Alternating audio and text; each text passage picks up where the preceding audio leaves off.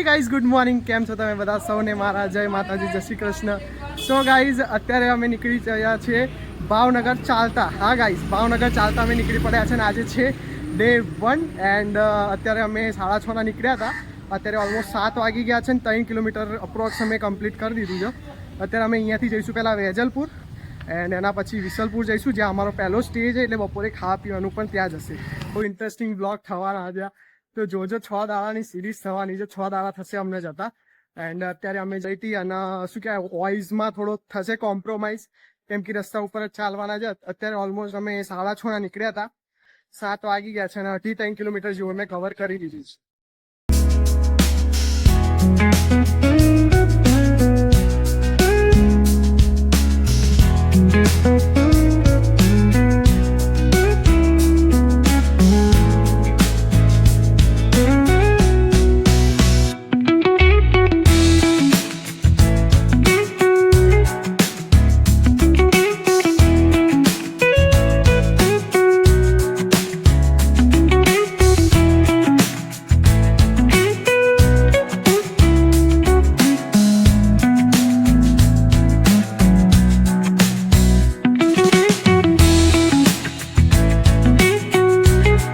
Guys, અત્યારે ચા break માટે અહીંયા રોકાયા છે થોડીક વાર વેજલપુર.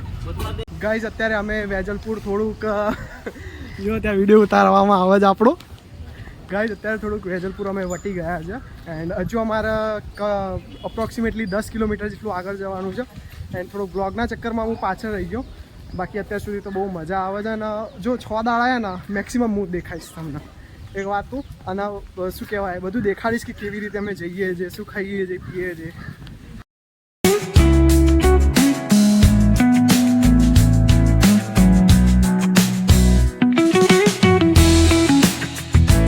ગાઈઝ, અત્યારે અમે બીજો સ્ટે લીધો છે ને ઓલમોસ્ટ 14 થી 15 કિલોમીટર અમે કવર કરી લીધું છે. અને એટલું બધું સ્ટે અત્યારે લેતા નહીં, કેમ કે નવું હોય ને તો શું ફટોફટ ચલાઈ જાય.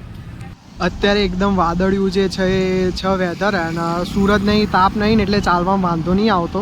અહીંયા ગાઈઝ અમે સેકન્ડ જે સ્ટે લીધો છે, પાણી સહેજ વેફર ખાધી છે અને બાકી લોકો નીકળી ગયા છે. અને અત્યારે જો સૂરજ છે માથે આવી ગયો છે.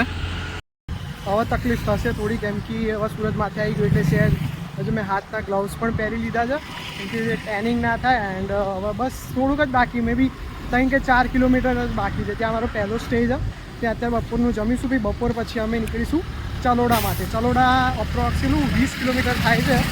તો બસ ખાઈ પીને બેગ કે 3 વાગે મેં બી નીકળીશું તો 5 કલાકમાં 20 કિલોમીટર જેવું તો થઈ જશે મારે ખાલી. અત્યારે ગાઈઝ અમે વિસલપુર પહોંચી ગયા છે એન્ડ જો અત્યારે આ મારા 6 વાઇસર છે અને 48 મતલબ કે વર્ષથી અમે જઈએ છીએ ને. આ છે અમારી કાર, જે એના ઉપર એ 6 ઝંડો. અને બીજી જો આ ગાડી છે, આ ગાડી છે. અહીંયા સેવાઓમાં ગાઈઝ બહુ બધી ગાડી હશે ને. અત્યારે હવે અહીંયા જ અમારું ખાવા પીવાનું છે.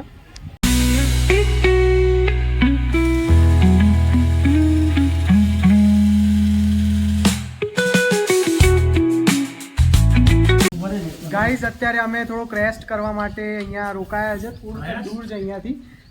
જો આ ટોપી અમને મળી છે આ શ્રી ખોડિયારમાં, અને સાફી પણ જોડે મળી છે.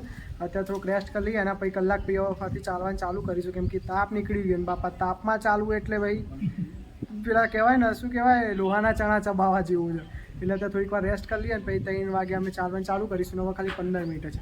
જો ગાઈસ, થોડુંક રોડ ઉપર શૂટ કરવું જોઈએ એટલે બેકગ્રાઉન્ડ અવાજ પણ આવશે ને વિડીયો ક્વોલિટી પણ બગડશે, તો થોડું કોમ્પ્રોમાઇઝ કરવું જ પડશે.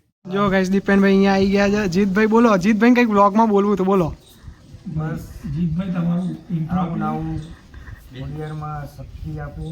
ચાલતા રહીએ, પહોંચી જઈએ. દર વર્ષે રસ્તો ભૂલતા રહીએ. રસ્તો અમે ભૂલી ગયા હતા ગાઈસ. 1 કિલોમીટર આગળ આવી ગયા હતા. હું એના ગોપી, હું પણ, અને બીજી 2 છોકરીઓ હતી. હા, બધા જે પાછળ હતા ને બધા અમારે પાછળ આવી ગયા. બોલો, 1 કિલોમીટર આને વધારે ચલાવડાવ્યું. ગાઈસ, અમે એવું હતું કે બીજો રસ્તો ભૂલી ગયો હતો. એમાં કિચડ વાળો રસ્તો હતો, જેમ કે વરસાદ પડ્યો હતો ને 2 દિવસ પહેલા, એમાં કાદવ વાળો રસ્તો થઈ ગયો હતો. જો ગાઈસ, બીજા લોકો પણ આવી ગયા છે અહીંયા રેસ્ટ કરવા માટે. અમે અત્યારે નીકળી ગયા છે અને 3 વાગે જવાનો અમારો પ્લાન હતો. બટ હવે વેધર એવું થતું હતું કે ભાઈ સન પણ છે અને વાદળો પણ છે, એટલે વાંધો નહીં આવે. તો શું ત્યાં જઈને જલ્દી પહોંચી જઈએ ને તો ત્યાં સારો એવો ખાસો આરામ થઈ જાય અમારે. તો અત્યારે જો પાછળ પણ 2 જણ છે, પછી આગળ પણ અમારા બધા ચાલે છે. અત્યારે બસ આવી જ રીતે વ્લોગ થશે ગાઈઝ. એન્ડ અત્યારે જો અમે કહી દીધું 3 વાગે, પણ અમે એટલીસ્ટ 2 વાગે જ નીકળી ગયા છે, જેનાથી સારું રહે આમ. ગાઈઝ અત્યારે 3 વાગી ગયા છે અને વ્યૂ જુઓ ગાઈઝ. સહેજ જે આમ શું કહેવાય, તડકો છે જ નહીં, ખાલી વાદળિયું જ વેધર છે. થોડાક હું અત્યારે એકલો જ છું અને થોડાક ભાઈઓ મારા ત્યાં આવે છે. મસ્ત એકદમ વેધર થઈ ગયો. તો હવે શું ચાલવામાં એકદમ હવે શાંતિ, એકદમ હવે એકદમ પેલો તાપ નહીં ને, એટલે શાંતિથી પહોંચી જઈશું.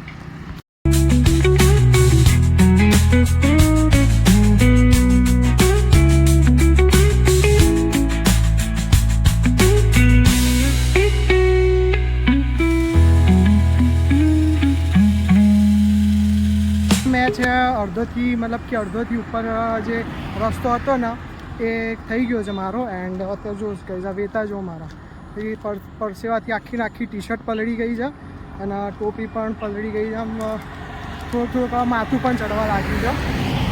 તો બસ અત્યારે પહોંચી જઈશ, મારા ખ્યાલથી 1-1.5 કલાકમાં હું પહોંચી જઈશ.